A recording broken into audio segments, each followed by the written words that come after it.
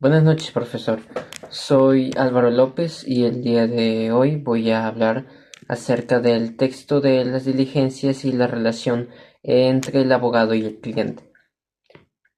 Pues bien, la relación entre abogado y cliente supone cuestiones ciertamente diferentes a las de otros tipos de relaciones contractuales. Por ejemplo, un abogado puede rechazar ser el representante de una persona solamente con la necesidad de rechazarla, incluso en el ámbito jurídico. Decir que no porque no quiero es suficiente para que se considere válido el hecho de que un abogado no quiera representar, ya que está entre sus facultades elegir a quienes quiera representar. Así su argumento sea tan ambiguo como el de no porque no. Por ejemplo, como mencionaba, la relación del abogado-cliente es especial, porque, por ejemplo, en un acuerdo contractual donde las relaciones son meramente, bueno, contractuales, igualmente que las de un abogado que representa a su cliente, en estas relaciones todo se da a partir del acuerdo de voluntades. Sin embargo, del abogado cliente inicia antes inclusive, puesto que la información que le proporcione el cliente al abogado tiene que ser guardada, lo que se conoce como secreto profesional. El abogado directamente no puede comentar, está protegido lo que su cliente le comenta. Es algo que se guarda para él y es una responsabilidad que él tiene que aceptar y respetar bajo riesgo de verse vulnerado su capacidad para ejercer el derecho. Por ejemplo, también tenemos lo respectivo al código de ética que se maneja aquí en el Perú, del Colegio de Abogados de Perú, que básicamente en su artículo 25 especifica y detalla que el abogado debe servir con diligencia y cumplir una defensa satisfactoria, es decir, atender de manera satisfactoria a su cliente. Lo que entendemos como diligencia, una responsabilidad que se le asigna, en este caso que se da una vez que el abogado decide asumir la responsabilidad de su cliente. Igualmente sucede con el Código de Ética de Venezuela en su artículo 35, donde señala algo similar. Por ejemplo, el Código de los Abogados deontológico, el Código deontológico de los Abogados de Europa, en su artículo 3.1.2, señala que el abogado debe defender concienzudamente, asumir rápidamente la defensa de su cliente hasta que se concluyan sus actividades. El canon, por ejemplo, 18 del Código de Abogados de Ética de Puerto Rico, en el canon 18, si no mal recuerdo, menciona que el abogado debe asumir la defensa diligentemente.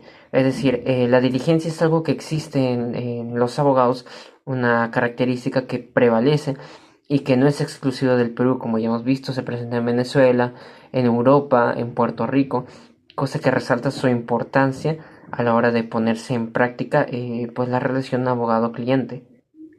También, igualmente, en el Código de Ética sostiene sobre las actividades ilícitas en su mismo artículo 25 en la segunda parte, en el Perú, donde señala que este secreto, esta confidencialidad, no debe supeditar los intereses, las convicciones propias, no debe superar la conciencia del propio abogado para que pueda así excusarse de actividades lícitas bajo instrucción de su cliente, ¿no?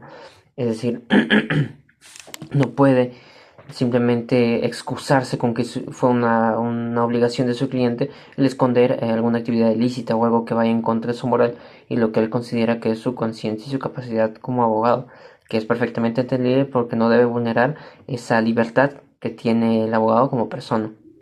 También en el artículo 25, inciso 8, en el caso Barraza, bueno, más que en el caso se explica que un abogado puede decidir si ya no va a asumir la defensa de su cliente, pero evidentemente tiene que informar. Esa es una de las partes que es más interesante, que más ha llamado mi atención por su importancia, evidentemente. Si un abogado acepta un caso, debe tratarlo, como mencionan los anteriores códigos de ética, concienzudamente hasta el final y cumplir con su deber de diligencia. Sin embargo, aquí el abogado puede elegir entre no asistir a un caso o ser removido del mismo, precisamente por causas quizá comprometidas con su moral o con su conciencia. Sin embargo, dado la relación que tienen con su cliente, el propio abogado debe de avisar con tiempo para que pueda ser suplido, puede ser sustituido y reemplazado por otro abogado que pueda ejercer en su lugar, como se presenta en el caso Barraza, en Argentina. También menciona que es obligación de los abogados respecto al alcance de la diligencia que sus actividades personales no interfieran con su labor. Es decir, tiene que evacuar, como menciona en una parte, el abogado tiene que evacuar sus trámites procesales sin interferencia de algún asunto de índole personal u otros. Es decir, un abogado no puede simplemente interrumpir su actividad porque haya sucedido algún evento en su vida o en su entorno. No puede permitirse eso porque estaría afectando directamente la relación abogado-cliente, y que el abogado debe satisfacer las necesidades del cliente, puesto que para ello está establecida esta relación. Entonces, el hecho de que exista un inconveniente de índole personal u otros ajenos, directamente supone un impedimento, un obstáculo que el abogado a toda costa tiene que evitar. Por más grave que haya sido el asunto, tiene que continuar con el proceso. Otro punto que me pareció interesante fue sobre respecto a la indefensión del cliente. Es decir, cuando hay faltas por un cliente que no ha cumplido quizá con el pago de los honorarios del abogado, que quizá haya sido establecido en cuotas o en ciertas fechas, pero no se haya cumplido, no es razón suficiente para que un abogado deje de suplir, deje de asistirlo como su representante legal. No puede simplemente hacerse a un costado, como el caso Moretti, donde por una falta de pagos hacia el abogado, este simplemente se dio un caso de abandono, lo cual afectó significativamente a los clientes, afectándolos en los costos, en las costas y precisamente sus accionares civiles. Entonces, un abogado no puede simplemente abandonarlo, tiene que elegir un momento determinado, si es que no se ha cumplido con sus pagos, para poder decidir hacerse un paso al costado, ¿no? No puede simplemente dejarlo en el momento en el que no se cumple con el pago, tiene que seguir supliendo y ayudando a su cliente.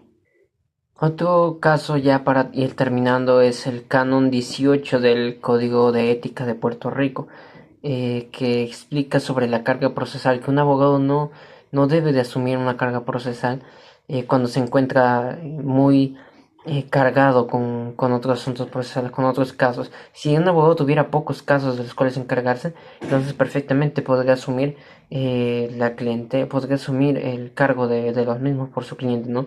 Pero sería todo lo contrario si es que estuviera muy cargado procesalmente, no le permitiría repartirse porque tendría otros asuntos de los cuales encargarse. Como mencioné en el canon 18 del párrafo del Código de Ética de Puerto Rico, se menciona que sería impropio de un abogado, sabiendo que no podría suplir y podría afectar directamente al cliente en cuanto a su punto o a lo que se pretende. Finalmente, como conclusión, la diligencia es un elemento muy importante en el abogado, pues básicamente constituye y contempla todo lo que son sus responsabilidades. Sencillamente el abogado no puede dejar de, como hemos leído, no puede dejar de defender a su cliente por omisión de pagos, tiene que mantener un secreto profesional, sin embargo este secreto no tiene por qué vulnerar su conciencia, no puede simplemente excusarse de algún acto ilícito con la excusa del secreto profesional.